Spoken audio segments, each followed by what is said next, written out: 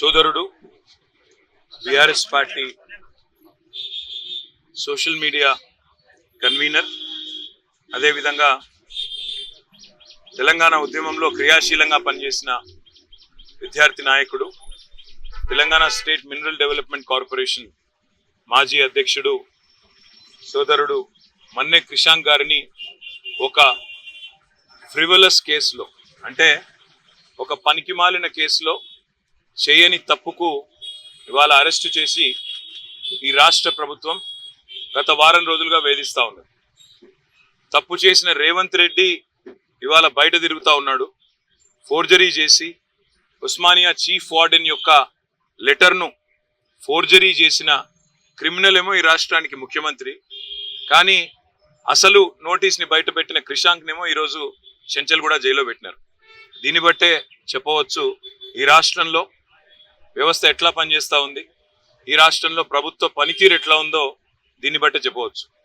ఇవాళ ఈ రాష్ట్ర ముఖ్యమంత్రిగా ఉన్న రేవంత్ రెడ్డి గారిని నేను అడుగుతా ఉన్నా, క్రిషాంక్ కనుక పెట్టిన సర్క్యులర్ తప్పైతే నేను ఇదే చెంచల్గూడ జైల్లో నేను జైలుకి పోతాను.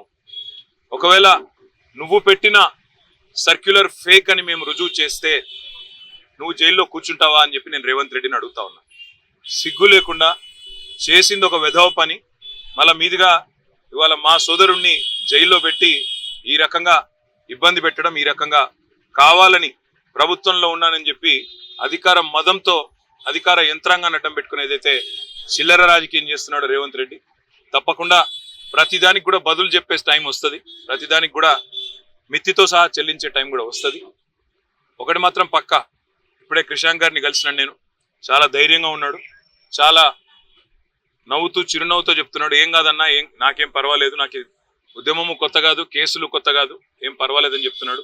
చేయని తప్పుకు ఇవాళ వారం రోజులు జైల్లో ఉన్నా ఆయనలో ధైర్యం మాత్రం సడలేదు. ఆయన శ్రీమతి కూడా ఇక్కడే ఉన్నారు, సుహాసిని గారు, తను కూడా ధైర్యంగా ఉంది, తన కుటుంబం కూడా ధైర్యంగా ఉంది. నేను ఈ ప్రభుత్వాన్ని నేను డిమాండ్ చేస్తా ఉన్నా, చేసిన వెధవ పనికి ఇప్పటికైనా క్షమాపణ చెప్పి వెంటనే క్రిషాంక్ని విడుదల చేయండి.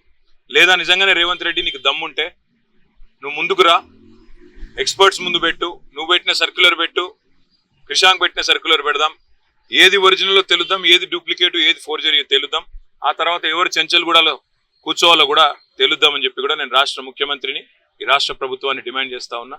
ఇకనైనా బుద్ధి తెచ్చుకొని, ఇకనైనా సిగ్గు తెచ్చుకొని, చేసిన తప్పును సరిదిద్దుకొని మరి వెంటనే క్రిషాంక్ని విడుదల చేయాలని చెప్పి కూడా నేను డిమాండ్ చేస్తాను.